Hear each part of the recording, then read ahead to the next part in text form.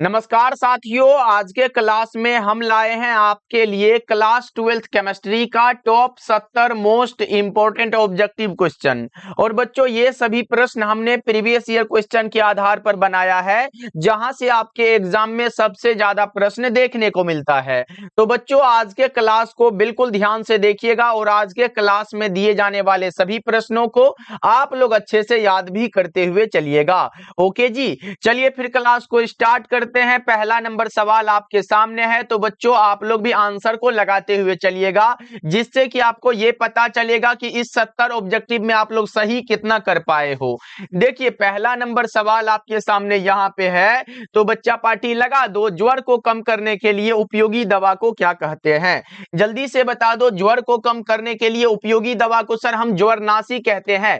कभी कभी हिंदी में एंटीपायरेटिक भी लिख देता है, तो याद रखिएगा जिसका कि अंग्रेजी एंटीपायरेटिक होता है। याद रख लोगे बच्चों, ऑप्शन नंबर ए हो जाएगा। जैसे बुखार को कम करने वाला क्या कहलाएगा? एंटीपायरेटिक कहलाएगा। समझ गए ना?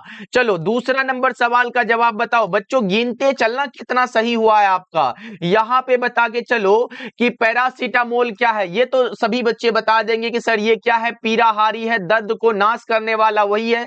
Right answer option number A हो जाएगा। अच्छा, ये प्रतिजैविक बच्चों एंटीबायोटिक का कार्य क्या होता है? यहां पे लिख लो आप लोग। क्या करता है ये? बैक्टीरिया के संक्रमण को रोकता है। बहुत इंपॉर्टेंट है जी, ये याद रखिए। बैक्टीरिया के क्या करता है? संक्रमण को रोकना, ये इसका कार्य है। उसके बाद ए और बी तो होगा नहीं, राइट आंसर ए होगा। ऊपर हमने एंटीपायरेटिक का कार्य बता ही दिया कि वो ज्वरनाशी यानी कि बच्चों बुखार को कम करता है। ये याद रखते हुए चलिएगा। और अगर ट्रैंक्विलाइजर वाला है बच्चों, तो वो याद रखिएगा मानसिक तनाव यानी कि चिंता को कम करता है। तो ये सभी बात आपको याद रखना है बच्चों। चलो अगला बता के चलो। यहाँ पे तीसरा नंबर सवाल आपके सामने है और पूछा जा रहा है, कपड़ा धोने का सोडा कौन सा है? कपड़ा धोने का सोडा होता है Na2CO3 into 10H2O। Na2CO3 into में 10H2O बच्चों, जिसे क्या कहते हैं? सोडियम कार्बोनेट डेकाहाइड्रेट कहते हैं। ओके चलो, अगला बता के चलो। यहाँ पे प्रश्न है बच्चों, एक एक प्रश्न को ध्यान से देखना है। यहाँ पे बता के चलो, हाइड्राजीन एक दवा है जिसका उपयोग निम्नलिखित में किसके इलाज में होता है? हाइड्राजीन बच्चों एक दवा है जिसका उपयोग जो है क्षय रोग के इलाज में होता है, जिसे आप टीबी बता के चलते हो बच्चों, ट्यूबरकुलोसिस बता के चलते हो। ध्यान रखिएगा, 4 का ऑप्शन नंबर डी हो जाएगा। सभी के सभी प्रीवियस ईयर के क्वेश्चन है। इस क्लास से आपको यह पता चलेगा कि किस टाइप के प्रश्न हमारे एग्जाम में सबसे ज्यादा पूछे गए हैं। बता के चलेंगे सभी साथी, निम्नलिखित में कौन प्रतिऑक्सीकारक है बच्चों? यहां पे ऑक्सीडेंट कौन सा हो जाएगा? लेसिथिन हो जाएगा, सिट्रिक अम्ल हो जाएगा और विटामिन ई हो जाएगा। ये सभी के सभी हो जाएगा। 5 का ऑप्शन डी हो जाएगा। ओके, अगला बता के चलो बच्चों। यहाँ पे प्रश्न है कि अमोनिया आर्द्र लाल लिटमस पत्र को किस रंग में बदल देता है? तो ये नीला रंग में बदलता है। किस रंग में बच्चों? यहाँ पे नीला रंग लगा देंगे आप सभी। ओके चलो, अगला बता के चलो। यहाँ पे प्रश्न है कि यहाँ पे कार्बोहाइड्रेट जिसे और जलांशित नहीं किया जा सकता है, वो कौन सा हो जाएगा? बता दो। वो हो जाएगा मोनोसेकेराइड। राइट आंसर आपका ऑप्शन बी हो जाएगा। पूरे 70 ऑब्जेक्टिव को कवर करेंगे बच्चों इस क्लास में। बता के चलो, निम्नलिखित में किस जैव अणु का Mg एक प्रमुख संघटक है? Mg मतलब मैग्नीशियम। जल्दी से बता के चलो, Mg एक प्रमुख संघटक किसका होता है? तो ये क्लोरोफिल का होता है ना। Right answer option number B हो जाएगा। चलो अगला बता दो कि दूध से मिलने वाली प्रोटीन का नाम क्या होता है? कैसीन प्रोटीन है। राइट आंसर आप ए लगा दो बच्चा पार्टी। और क्लास को एक बार सभी साथी लाइक कर लीजिएगा जी। सभी बच्चे क्लास को लाइक कर देते हो ना, पढ़ाने में और मजा आ जाता है, क्योंकि आप लोग ही तो हमारे मोटिवेशन हो और हम आपके लिए काम करते हैं। तो बच्चों आप लोग क्लास को लाइक कर लीजिएगा। ओके, और अगर आप नए जुड़े हो तो सब्सक्राइब भी करते चलिएगा। चलो अगला बता के चलो। यहाँ पे 10 नंबर सवाल है, विटामिन सी का मुख्य स्रोत क्या हो जाएगा? वो सर होता है नींबू तथा संतरा। क्या हो जाएगा? नींबू तथा संतरा हो जाएगा। चलो 11 नंबर सवाल का जवाब बताओ। यहाँ पे प्रश्न है, प्रोटीन की हेलिकल संरचना निम्नलिखित में किसके द्वारा अस्थायी होती है? किसके द्वारा होगी बच्चों? हाइड्रोजन बॉन्ड के द्वारा। Right answer option number D हो जाएगा। चलो अगला बता के चलो। यहाँ पे आप लोगों को मात्र 2 काम करना है। एक तो क्लास के सभी प्रश्नों के आंसर लगाते चलना है और साथ ही साथ क्लास को लाइक करते चलना है। एक बार लाइक करना है है सभी बच्चे कर लीजिएगा। देखो ब्यूना एस में ये जो एस होता है बच्चों, इसका अर्थ क्या होता है? स्टायरीन होता है। क्या होता है? स्टायरीन होता है। राइट आंसर सी हो जाएगा। चलो अगला बताओ, बेकेलाइट क्या होता है? ये तो बहुत आसान है, तापदृढ़ बहुलक होता है। बेकेलाइट क्या है? तापदृढ़ बहुलक है। राइट आंसर क्या होगा बच्चों? ऑप्शन नंबर डी हो जाएगा। ओके चलो हाँ, अगला बता के चलो, यहाँ पे पॉलीथीन एक बहुलक है। किसका? पॉलीथीन बच्चों इथीन का बहुलक होता है। पॉलीथीन किसका बहुलक है? इथीन का बहुलक है। 15 बता के चलो, नायलॉन के निर्माण में प्रयुक्त कच्चा पदार्थ कौन सा होता है? एडिपिक एसिड होता है। नायलॉन के निर्माण में यहाँ पे प्रयुक्त जो कच्चा पदार्थ होगा वो एडिपिक एसिड हो जाएगा। चलो 16 का बता के चलो आप लोग, CONH2 को क्या कहा जाता है? एमिडो ग्रुप कहा जाता है बच्चों। क्या कहा जाता है? यहाँ पे याद रखिएगा, एमिडो ग्रुप कहा जाता है। और बच्चों यहाँ पे कुछ यहाँ पे जो है ना, सर्दी और बुखार के कारण हमारा आवाज थोड़ा सा ऐसे अलग सुनाई दे रहा होगा, बट कोई बात नहीं, पूरे क्लास को हम बहुत अच्छे से करेंगे। ओके चलो बता के चलो, बेंजीन का सरल सूत्र क्या हो जाएगा? बेंजीन का ही तो पूछा है, C6H6 होता है। इस प्रकार से इसका स्ट्रक्चर भी होता है। कैसे होता है भैया जी? ऐसे ऐसे करके बच्चों इसका क्या होता है? स्ट्रक्चरल फॉर्मूला भी होता है। अगर आप इसमें OH लगा दोगे तो फिर ये फिनोल बन जाएगा। ये क्या है? ये बेंजीन होगा बच्चों। चलो जो कि प्रतिचुंबकीय होता है। यहाँ पे बताओ, एक यौगिक जलांशन के पश्चात 1 डिग्री एमीन देता है, तो यह यौगिक कौन सा है ये बताना है आपको। ये बच्चों एमाइड होता है। Right answer option number B हो जाएगा। अगला बता के चलो, यहाँ पे प्रश्न है कि कार्बोनिल समूह के कार्बन पर कौन सा संकरण होता है? वो sp2 का होता है। कैसा होता है? sp2 संकरण होता है बच्चों। राइट आंसर आप ऑप्शन बी लगाना, करेक्ट हो जाएगा 19 का। ओके चलो अगला बता के चलो, यहाँ पे प्रश्न बना हुआ है, जल्दी से बता के चलो आप लोग। क्या पूछा जा रहा है? फॉर्मल्डिहाइड को NaOH के विलयन के साथ गर्म करने से क्या प्राप्त हो जाएगा? जल्दी से बता दो। ये प्राप्त होता है मेथिल कौन सा alcohol. Right answer option number C हो जाएगा। ये याद रखिएगा आप लोग। ओके चलो बच्चों क्लास को लाइक करते चलना। अब डेली क्लास का टाइम शाम के 7 बजे और शाम के 8 बजे, और आज से तो सुबह में भी क्लास हुआ था 6 बजे। देखो निम्नलिखित में कौन एकल सेकेराइड है? मोनोसेकेराइड कौन सा हो जाएगा? बताओ एक बार जल्दी से। वो हो जाएगा फ्रक्टोज। राइट आंसर डी हो जाएगा। 8 बजे भी तैयार रहिएगा लाइव क्लास के लिए सभी साथी। बताओ यहाँ पे CH3COOH का IUPAC नाम क्या हो जाएगा? जल्दी से बताओ आप लोग, क्या हो जाएगा? इसका नाम हो जाएगा एथेनोइक एसिड। क्या होगा बच्चों? एथेनोइक अम्ल हो जाएगा। चलो अगला बता के चलो, यहाँ पे 23 नंबर सवाल है, एक एल्डिहाइड के ऑक्सीकरण से क्या प्राप्त होता है? आपने बच्चों पढ़ा होगा, प्राथमिक अल्कोहल के ऑक्सीकरण के पश्चात बच्चों ये हमारा एक अम्ल प्राप्त होता है जिसका नाम है R। यहाँ पे देखो पहले तो एल्डिहाइड बनता है, लेकिन फिर इसका अगर ऑक्सीडेशन कराते हैं, अगर फिर से कराते हैं तो RCOOH बनता है, जो कि कार्बोक्सिलिक एसिड बनता है। यहाँ पे क्या हो जाएगा? एक एल्डिहाइड का कराए हैं तो एक अम्ल बना जिसका नाम कार्बोक्सिलिक अम्ल है, तो यहाँ पे क्या बनेगा? एक अम्ल बन जाएगा बच्चों। चलो अगला बता के चलो, यहाँ पे 23 नंबर सवाल हो गया। यहाँ पे 24 नंबर सवाल है, एल्कोहल का सक्रिय क्रियाशील मूलक क्या हो जाएगा? ROH होता है। सर ये OH क्या होता है? OH हुई तो है ये हमारा एल्कोहल का। उसके बाद ये किसका है बच्चों? बताओ जल्दी से कमेंट कर दो। ये है एल्डिहाइड का। किसका है? एल्डिहाइड का। ये किसका है बच्चों? ये है कीटोन का। ये क्या है? कीटोन का है। और ये क्या है? कार्बोक्सिलिक एसिड का है। याद रख लोगे आप लोग। चलो अगला बता के चलो, 25 नंबर सवाल है, SN2 क्रियाविधि में किसका निर्माण होता है? SN2 क्रियाविधि में बच्चों निर्माण होता है संक्रमण अवस्था का। किसका होता है? यहाँ पे संक्रमण अवस्था का हो जाएगा। चलो अगला बता के चलो, यहाँ पे 26 नंबर सवाल है, कार्बन की संयोजकता कितनी होती है? 4 होती है। कितनी बच्चों? 4 होती है। 26 का ए बताओगे आप लोग। चलो अगला बताओ, यहाँ पे प्रश्न है, एल्कील हैलाइड का उपयोग निम्नलिखित में से किसके निर्माण में होता है? एल्कील हैलाइड का उपयोग बच्चों किसके निर्माण में होता है? एल्केन, एल्कीन और एल्कोहल हो जाएगा। ये सभी के सभी करेक्ट हो जाएगा। राइट आंसर आप डी बता सकते हो बच्चों। चलो अगला बता के चलो यहाँ पे प्रश्न है कि जिंक और जल के साथ क्लोरोफॉर्म के अवकरण से क्या प्राप्त होता है, बताओ जल्दी से। जिंक और जल के साथ क्लोरोफॉर्म के अवकरण से बच्चों क्या प्राप्त होगा, मेथेन प्राप्त होता है। Right answer option number D हो जाएगा। ओके, चलो अगला बता के चलो, संकुल कितने प्रकार के होते हैं भैया? संकुल जो होते हैं ना वो कितने प्रकार के होते हैं? तो 3 प्रकार के होते हैं। कितने प्रकार के बच्चों? 3 प्रकार के होते हैं। 29 का आप सी बता के चलिएगा। ओके, चलो 30 का बता के चलो, K4Fe6 में Fe यानी कि लोहा का ऑक्सीकरण संख्या क्या हो जाएगा? निकाल लोगे क्या बच्चों?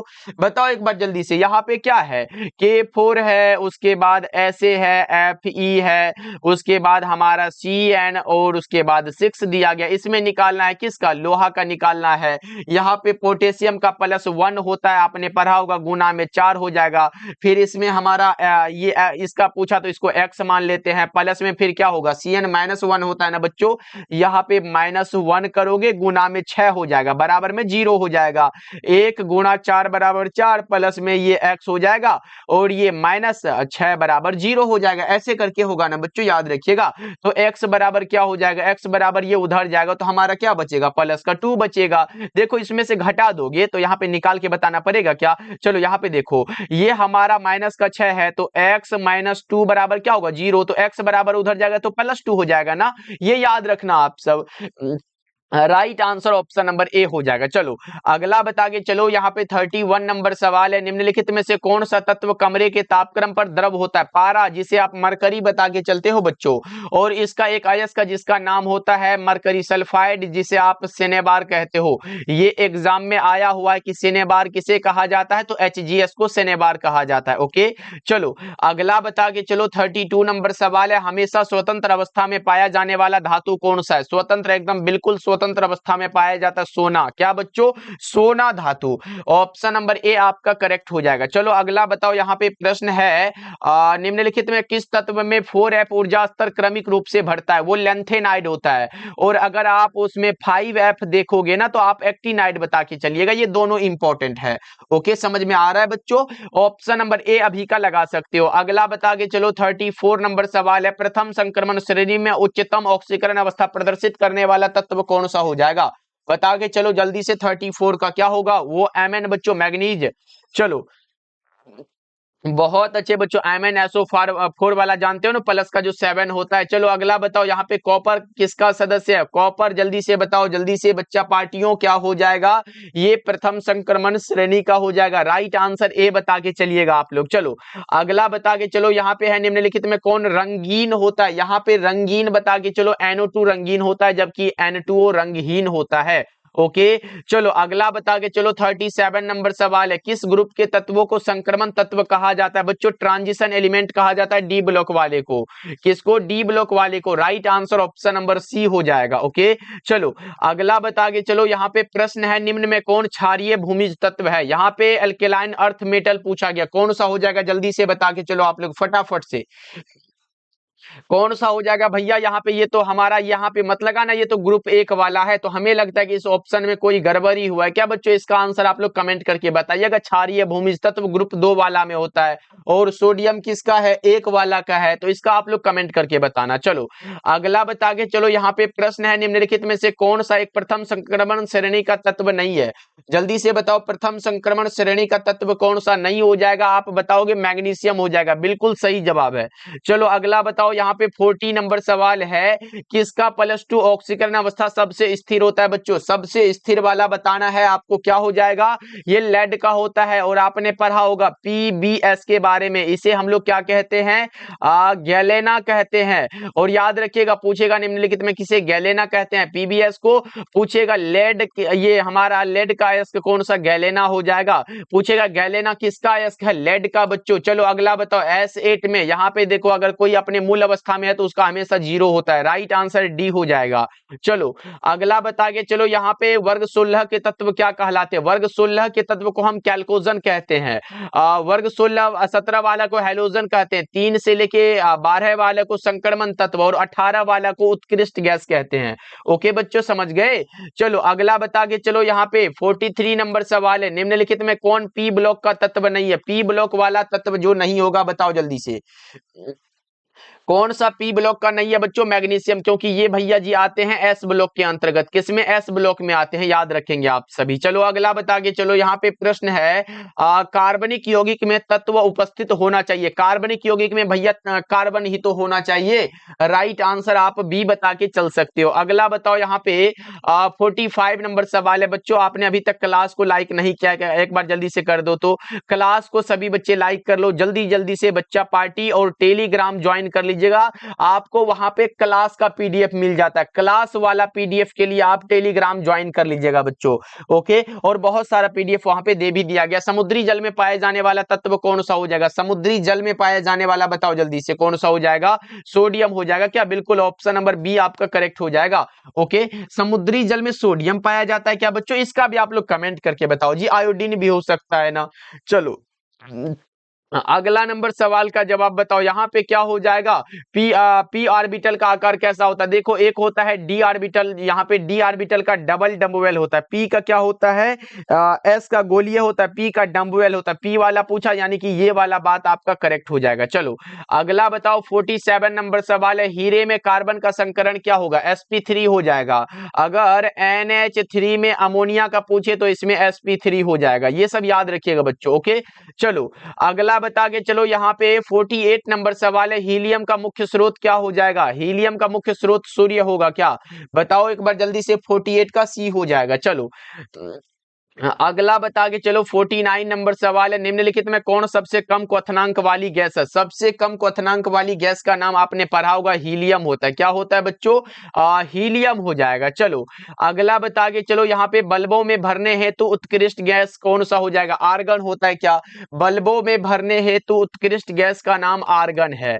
बताओ आप लोग, ऑक्सीजन और ओजोन क्या है? ऑक्सीजन बच्चों, ऑक्सीजन O3 है, O2 है, और ओजोन O3 है। ये देखो बच्चों, ये अणुचुंबकीय होता है, ये याद रखिएगा, और ये प्रतिचुंबकीय होता है। ऐसा क्यों बच्चों? जल्दी से आप लोग बताओ, क्योंकि ये अयुग्मित इलेक्ट्रॉन के कारण होते हैं। आप लोग 51 का बता के चलो। आपने बताया सर ये अपर रूप ही तो है, राइट आंसर सी हो जाएगा। चलो अगला बताओ, 52 नंबर सवाल है। PCl5 एक प्रकार का क्या है? PCl5 के बारे में बताओ। PCl5 यानी कि फास्फोरस पेंटाक्लोराइड होता है क्या? जल्दी से बताओ। जल्दी से बच्चा पार्टी ने बताया ऑक्सीडाइजिंग एजेंट है सर, ऑप्शन ए करेक्ट हो जाएगा। चलो अगला बता के चलो, यहाँ पे नाइट्रिक अम्ल का सूत्र क्या हो जाएगा? ये भी गलत करोगे, HNO3 वाला, HNO3 option number A correct हो जाएगा। अच्छा ओलियम का बताओ जल्दी से। ओलियम का सूत्र क्या हो जाएगा भैया जी? H2S2O7। अच्छा फ्रियोन का क्या होता है? क्लोरोफ्लोरोकार्बन इसे कहते हैं, CCl2F2 कहते हैं भैया। ये सब याद रखना, ओके।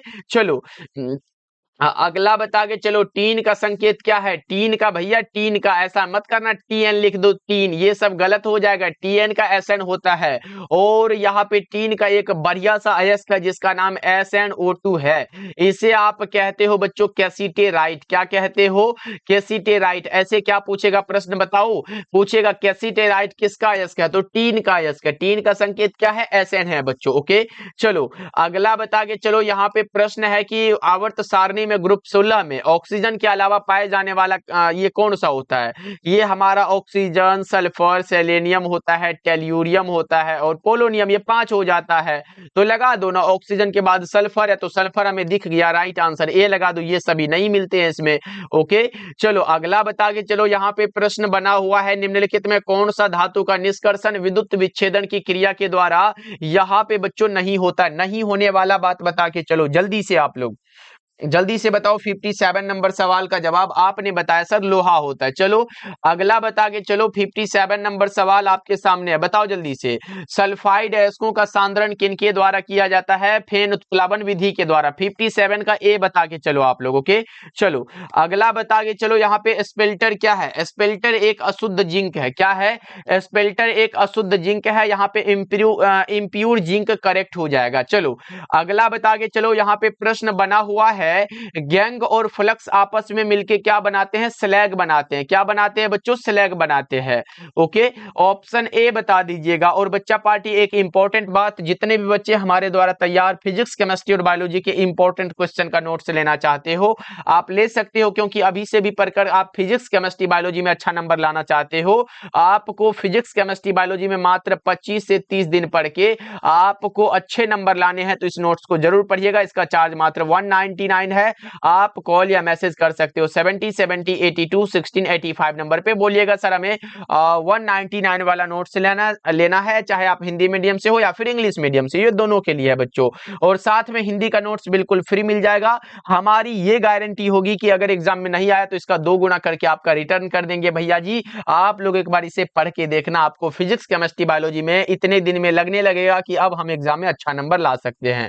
ओके, चलो अगला बता के चलो। यहाँ पे प्रश्न है कि पायरोलुसाइट निम्नलिखित में किसका है। इसका पायरोलुसाइट का अगर आप सूत्र जान गए ना, अपने आप आंसर बता दोगे। जल्दी से पहले बताओ एक बार, पायरोलुसाइट का सूत्र क्या होता है, MnO2 होता है। तो Mn क्या है भैया, मैग्नीज है। तो मैग्नीज तो ऑप्शन नंबर बी में दिया गया, तो अब क्या खोजना है, राइट आंसर बी लगा दो। चलो अगला बता के चलो। 61 नंबर सवाल है, जिसमें 2 अलग अलग धातु उपस्थित रहते हैं, वह कौन सा है।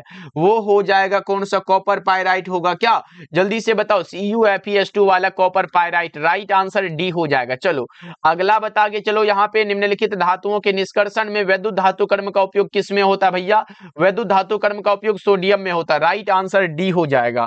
ओके, चलो अगला बता के चलो। 63 नंबर सवाल आपके सामने है, साबुन ग्रीस को किसके द्वारा निकालता है, इमल्सिफिकेशन यानी कि बच्चों इमल्सीकरण के द्वारा।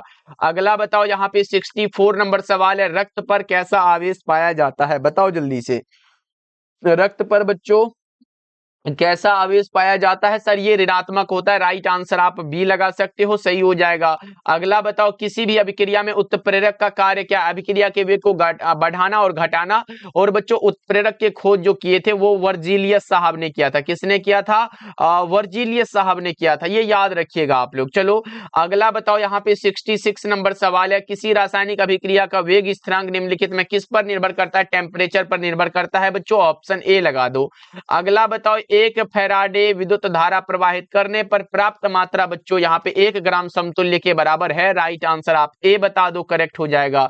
क्या हो जाएगा, ऑप्शन ए सही है। चलो 68 नंबर सवाल है, हाइड्रोजन ऑक्सीजन सेल निम्नलिखित में किस तरह का सेल है, हाइड्रोजन ऑक्सीजन सेल ईंधन सेल का उदाहरण है।